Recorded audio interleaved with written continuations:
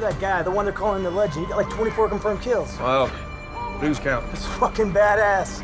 We took this guy who was iconic in the world that he lives in and moved in, and they called him the legend. And we told his story in as human a way as possible. Hands feel different. This is a human story about people who struggle within the world of war and within the world of family, and this is about a man who saved many, many lives. I think it really brought home the idea that it's not just the soldier that goes to war, it's the whole family. It's not about them. It's about us. You have to make it back to us. It's not just a big pro-war picture. It shows the toll war takes on you. American Sniper is about the soldier's sacrifice and what we're asking them to give when they go to war and what war takes from them. You're my brother, and they're gonna fucking pay for what they did to you. It's an exciting movie, it has humor, it's a good love story, but at the end of the day, you also felt we were doing something special, we were doing something true, and maybe, doing something hopefully profound.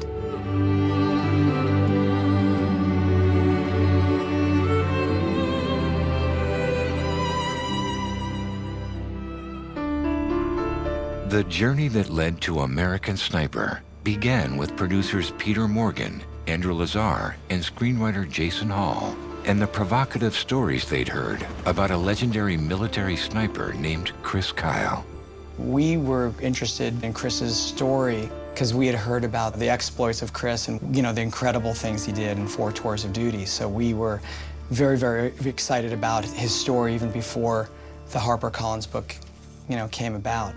I was interested in a warrior of that caliber. He had been in the service and in the SEALs and almost at war for almost a decade. And so the idea of someone who had gone to war that many times and sounded like Achilles and then had come back, and the effect of war on man is interesting to me, and I wanted to see what it looked like on him. Jason went down to Texas and found Chris to be really a hard nut to crack, but also fascinating.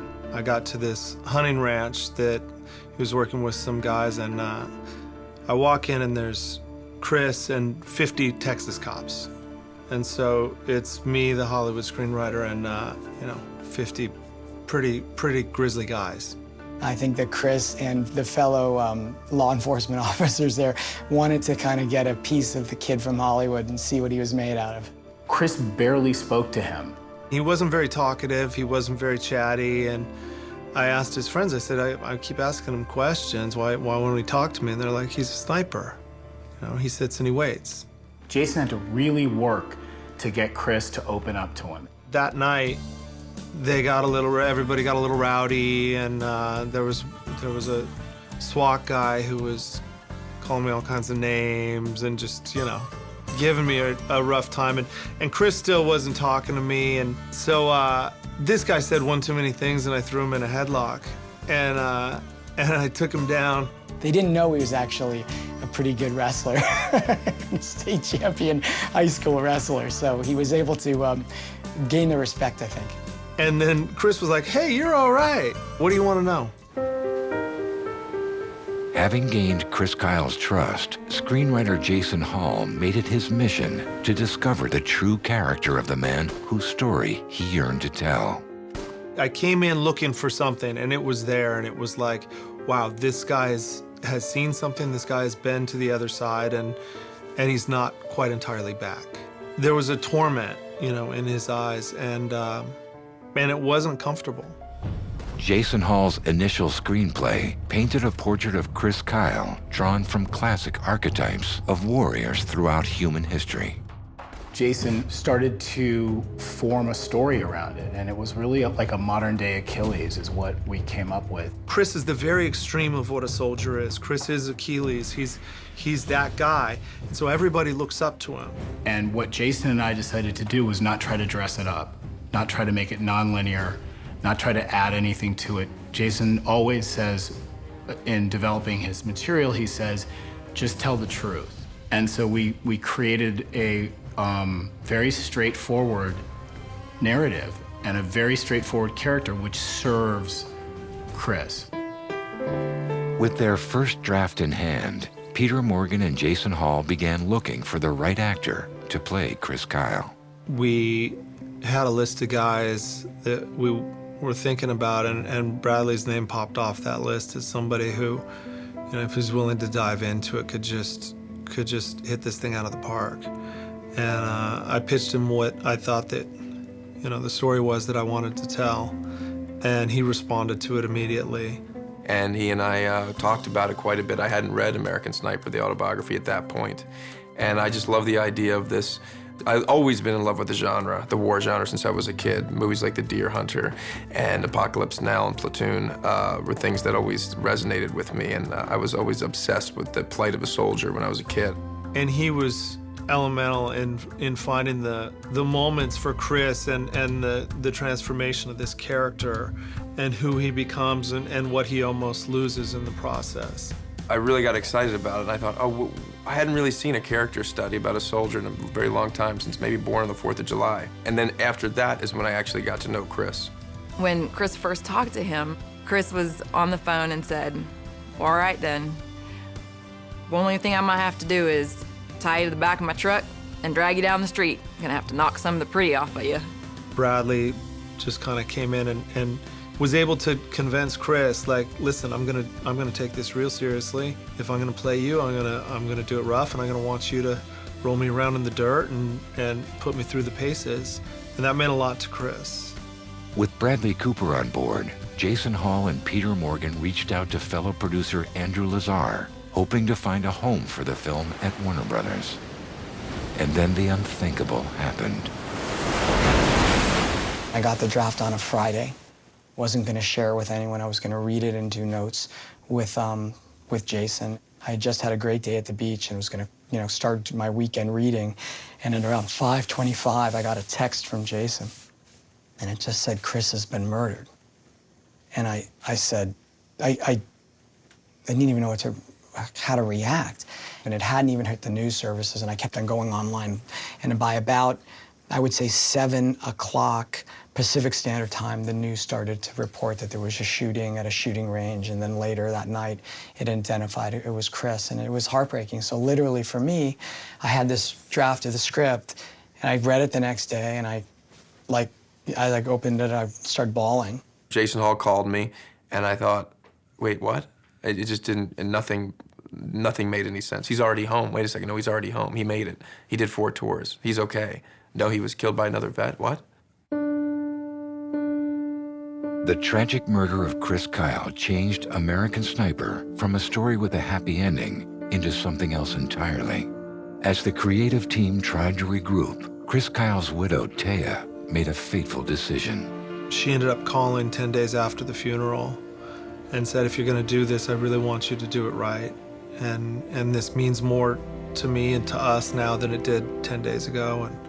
And so we started talking on the phone, and we spent a lot of hours, countless hours, I'd say a couple hundred hours on the phone. And it was this chance for her to secure his legacy and make sure that it was done right. I was a grieving widow in the midst of the biggest trial of my life. And he was part friend, part writer, part therapist. He also did not have to stay up till 2 in the morning to talk to me on the phone. It meant that much to him to get it right. I was very inquisitive, and I didn't pull any punches, and I was asking really hard questions. And she was able to provide another side to Chris that wasn't in the book. And so I got to hear this whole other side of this story, and it changed the entire movie. The movie wouldn't be what it is without Taya Kyle, without Taya opening up their life to us. Jason went back, and we talked about reframing the story and making it much more about the relationship between the soldier and the family, and the almost schizophrenic nature of having to go from tour to home, back to tour. What I got from talking to Taya in those hours and hours and hours on the phone was how beautiful this story was between this man and his wife. Because you saw this guy who was sacrificing so much and who was under these extreme situations and was still able to be the kind of husband that he was able to be when he came home, and still be the kind of father that he wanted to be. That was the key. to making this movie very human and real, unlocking those areas where people can relate to who have gone through that experience and say, oh, that actually has a glimmer of reality to it. It's because it actually is real. Armed with a more sophisticated screenplay that balanced Chris Kyle's military career with his home life, the producers began to look for the right director. The first director attached to the project, as far as I know, was Steven Spielberg. And he had, I know, worked with Jason on the script. They were going to do it at Warner Brothers, and for some reason that deal fell apart. Clint and Steven have a close relationship. They really enjoy each other's company. So I think that Steven was quite pleased that if anyone was going to take over the project, it would be Clint. Ironically, Chris Kyle had the same instinct as Steven Spielberg. The only director that Chris ever mentioned as wanting to tell his story was Clint Eastwood, the only director. I think Chris wanted Clint Eastwood like he wanted a Ferrari. I don't think he thought there was a pig's chance in hell that he was getting Clint Eastwood. The studio called and asked if I would be interested in being involved with this picture. And ironically, I was reading his book. In fact, I was down to about the last 30 pages. And I said, let me finish the book and then call you back. And I called them back the next day and I said, do you have a script on the project? And they did. They had a screenwriter and a script, so I read that. When we first got the script, it was sort of unanimous amongst all of us, and especially between Clint and I, that it was extremely effective in terms of Chris's experience at war and his experience at home. Everybody seemed to be on the same page. They thought it was an exciting story. To bring the true story of Chris Kyle to the screen, the producers knew they would have to go to the source. When Clint and I started the project, Chris Kyle had already passed away, so neither of us got a chance to meet him or know him, so really the only way to get to know him was through his wife, Taya. Bradley and I took a trip down to Texas and met with Taya, met the family and the kids. He has 2 adorable kids. It was just an incredibly intimate experience researching this movie. I didn't view them as Clint Eastwood and Bradley Cooper coming to my house. I viewed them as people that I'm gonna need to work with to really give whatever I can give to contribute to this project. You know, I haven't changed very many things from when Chris was alive. You know, his closet's the same. I can't bring myself to change it yet. And so they got to see just sort of our life. I got to see hundreds of hours of footage of Chris just behaving with his family, with his 2 children, before his children were born, when they were born, and then, you know, thousands of photographs, email exchanges of all 4 tours between Taya and Chris. It was very informative because we got an idea of the guy without actually seeing him. You know, I had to pretty much beg Clint to put his feet up on the coffee table, but by the time he finally did, it was like, now we're good, you know? And she just told us so many stories, and a lot of them are in the movie. And it was important for me to see them as far as casting the picture. So when I cast those characters in the picture, starting with Taya on down, I had to have people that I thought could affect that same kind of enthusiasm she had. Casting the role of Taya Kyle was no small task. Dozens of actresses were screen tested.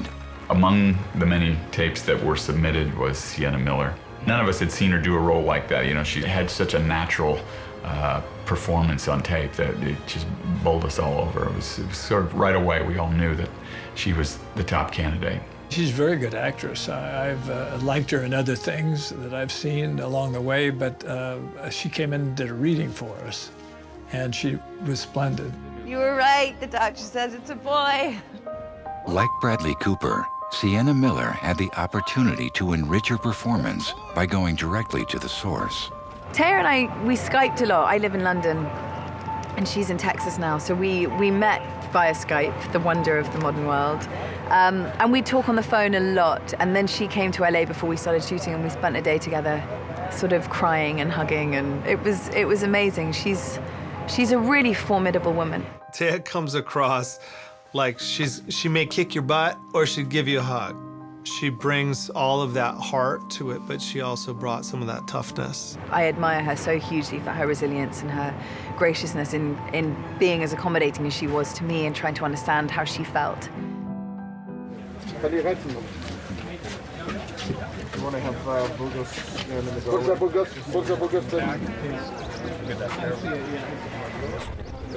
This was a movie about snipers. Most of it takes place up on rooftops. So we needed an urban landscape that felt like Iraq.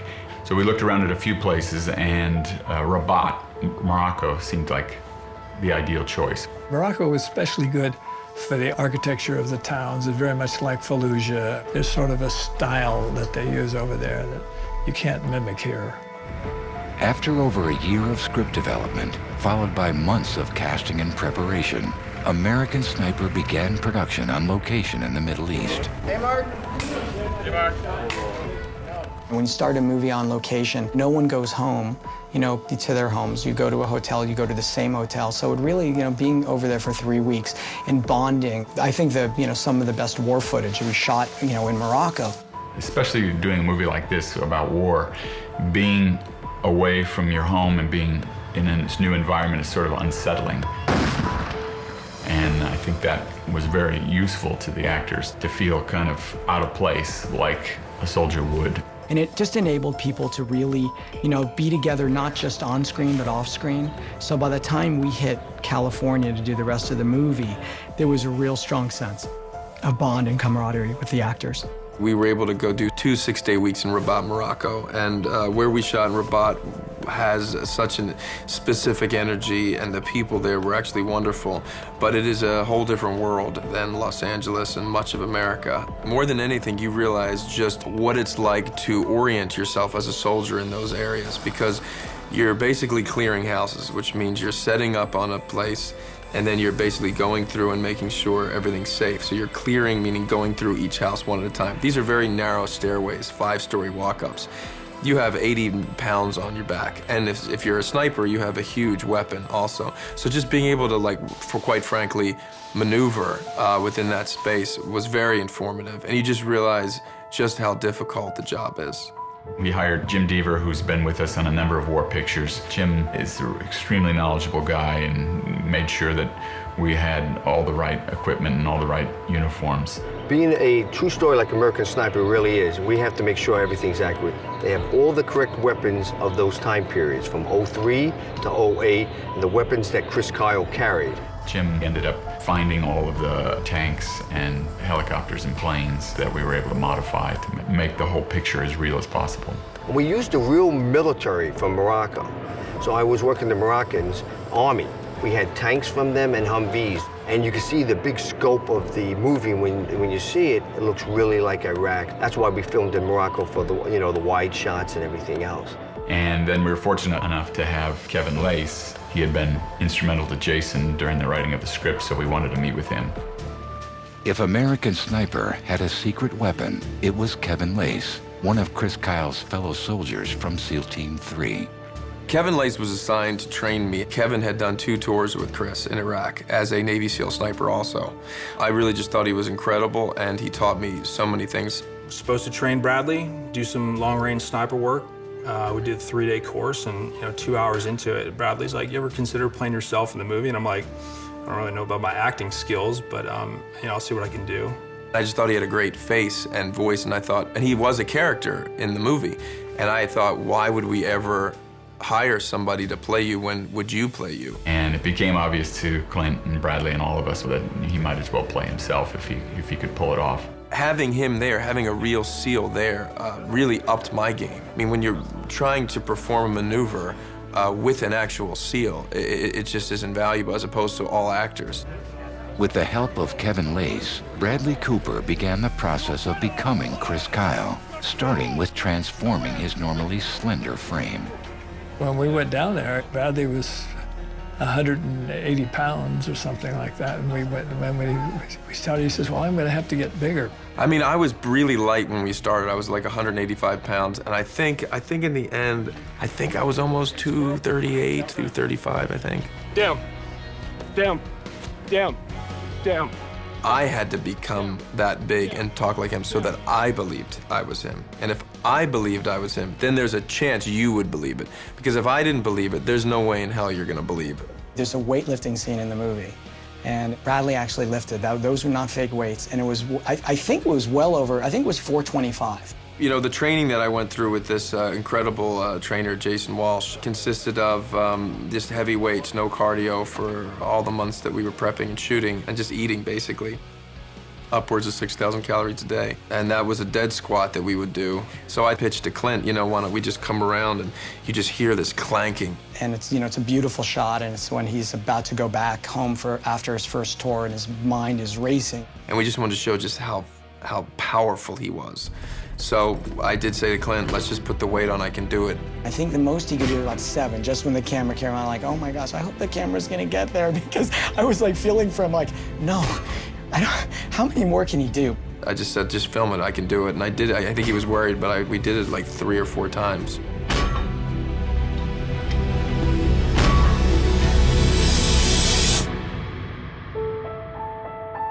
In addition to his physical transformation, Bradley Cooper underwent extensive sniper training. The research process is when I was sort of bowled over by what a Navy SEAL sniper has to do. I mean, I was very ignorant to what it actually means to actually line up a target. I mean, you have to take, for example, into consideration the rotation of the Earth, because obviously the world isn't flat. So as the target is further and further away, the rotation of the Earth is going to influence the pathway of the bullet, along with windage and so many other things. Just sniping with real bullets, live ammunition, which I got to train with, which was invaluable. That alone, realizing the power of a gun. It was so impressive to see how Bradley transformed and was committed to Chris Kyle. You could see his level of commitment every day, and I think it was like, it inspired us. He could have made a very good movie without doing all the work he did to be Chris. He has the talent. He's very gifted at his craft. Can't do it, man. We need you on Overwatch. What if I'm down on the street, Mark, house to house is the deadliest job here. You got some sort of savior complex? I just want to get the bad guys, but if I can't see them, I can't shoot them. Look, all these guys, they know your name. They feel invincible with you up there. They're not. They are if they think they are. Why don't you just keep banging on the long gun? We'll let these dogs sniff out Zarqawi. People see this movie, they get the heart, the soul, the character, the real Chris, not one-dimensional, multifaceted Chris. There was this psychic element to it where somewhere along the way, he picked up some element of Chris Kyle, transforming his voice and his body, where I'd be watching the monitor and he'd stand a certain way and it was kind of over his shoulder, and just his aura, you could feel Chris Kyle, and I'd just get these goosebumps down my arms, you know? I'd met Chris and I'd seen him and I'd hung out with him, and it was like, you look and you're like, holy cow, that's Chris. You know, I did feel like I had Chris with me the whole movie, as sort of mystical as that sounds, and I can't believe I'm actually saying it. But that is what I felt like. There was a reason why I felt so confident and at ease and able to just dip into any scene, because I felt him there. Bradley Cooper's commitment to American Sniper went beyond playing the lead role. He was also one of the film's producers, involving himself in every phase of the production. In fact, Cooper's commitment reminded his director of another young actor he once knew. He has great interest in the whole project and every aspect of it. He's a very activist actor, as I was when I was young. I was interested in the overall project, and that's probably what drove me into being a director. And I probably would suspect that in the future years he would be wanting to direct films himself. All right, Cole. Well into his 8th decade, directing his 35th feature film, Clint Eastwood's professionalism and sheer stamina inspired everyone on the production team. Clint is the quintessential leader. When Clint was in Morocco, he didn't sit down. He'd be on set all day long in the hot sun. I'm like, oh my gosh, please, have a seat. Like, you wouldn't want to sit down. When you're around set and Clint's working, you actually don't want to sit down because he never sits down. Clint is, what I found him to be, was very instinctual. He really trusts himself, and he has this inherent ability to know where the truth is. He's so relaxed and so trusting and so confident in his ability to know when he has what he needs. And it just forces this freedom in you as an actor. He brought a grittiness to the movie and a sort of sand-in-your-mouth feeling where it felt authentic, and it didn't feel like something that was trying to wring emotion out of you. He let this thing happen in front of us and is letting the audience choose if they want to go along with this journey or not. From the very first moment I met Taya and the rest of the family down in Texas on back, I had a pretty good idea of how I thought everything should be. Jason, who wrote the story, he had done a lot of research on it, so I just took advantage of what everybody else knew and put it all in the mix. He has the ability at this point in his career, in his life, in his talent, to be so confident that he's willing to step aside and let Chris take over, which is what I experienced even as an actor. I mean, we really did step aside and let the story be at the forefront. It wasn't an overly directed film. It wasn't an overly scored film. And the camera movements are not anything other than economical. And I think it's because he really was aware of, well, for this one, we're going to focus on him. And as an actor, I felt the same way, you know. The vain part of me could have wanted some, you know, big moment of a thing, you know. But it's just not who Chris was. After 12 shooting days in Morocco, the cast and crew returned to California to film the rest of American Sniper, including the love story of Chris and Taya Kyle. For me, the beating heart of the movie is Chris and Taya and that love story that I think totally transcends just being a Western or just being a military movie. It's so much deeper than that. Though Bradley Cooper admired Sienna Miller's work in other films, the question of their on-camera chemistry had yet to be answered. Sometimes it works and sometimes it doesn't. We were just lucky that right away it clicked and it was easy. Clint does this fantastic thing where he just doesn't cut. Sometimes he doesn't even say action, so you're very unaware of what's going on. But I think he let the camera roll in that first scene for about 7 minutes, at which point you're grasping, you know, you're free falling. You're obviously military. What branch? Branch, I just finished butts. Are you kidding me? You're a SEAL? Yes, ma'am. I mean, it's pretty egotistical of you to think you can protect us all, isn't it, Chris? Well, our Buds officer commander says that it's 3. Okay. He said there's 3 things we got to worry about: ego, booze, and women. Well, sounds like you're under attack. The thing about Clint Eastwood, there's no rehearsal. So you're not working on any scenes together until you're actually shooting them, which I like as long as you do your work. But what that lends itself to is spontaneity and organic back and forth, and quite frankly, a lot of surprises. Creatively, it became so much more than I had imagined it would be. Once you accept what it is, you accept that you have 2 or 3 takes, if that. You know, once you become a part of that environment, it's kind of the most creatively liberating experience I've ever had. And getting to work with Bradley, who is probably the most amazing person I've ever worked with in terms of his openness and generosity and willingness to kind of experiment and improvise. And we both felt a tremendous responsibility to serve this couple. You know, it was amazing to have a partner like her. And, you know, to play somebody who's got that much going on, to be a woman in this environment, to be a woman who's trying to raise children, who's trying to understand and be supportive of her husband, but inside is imploding. And having met her, I feel a huge responsibility to have done it justice. Doing justice to Chris Kyle's story was on the forefront of everyone's mind when production wrapped after 44 shooting days. I felt like we did tell a story in a human way, and that there was a nugget of truth that I thought that people would relate to, that I hadn't really seen before, that we got a little bit of him right. In the months that followed, through the film's release and beyond, the creative team that brought American Sniper to audiences held out hope that its themes would endure. You know, it's not a preachy movie. What's great is it's a character study. But I think what will result in the movie is people will ask a lot of questions. Because it does, you know, there are serious issues that the movie brings up.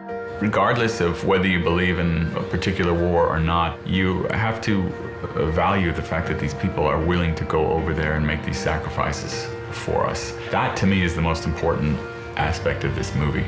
It's a complicated story, and people are going to have very mixed emotions about it. Some people will come out and see a film that's celebrating somebody who did, in many people's eyes, many heroic things. Other people will be probably deeply affected by what they've seen and be shocked by some of it. But this is the world we're living in. This happened. I was just hoping that it really would be a movie seen for what it was, at least intended to be, which was a movie about soldiers and their families. That's it. 2 days before it came out, I actually went to San Antonio, Texas. We showed the movie and talked to the vets, and One Marine stood up and was very emotional, saying that we got the story right. And if you know anything about the military, for a Marine to cry in front of other Marines means something's happening. Jacob, who was a Marine sniper who was with me, said to me, the amount of guts it took for him to do that, you have no idea. And I thought, yeah. And I thought, well, that's it. We got it right then.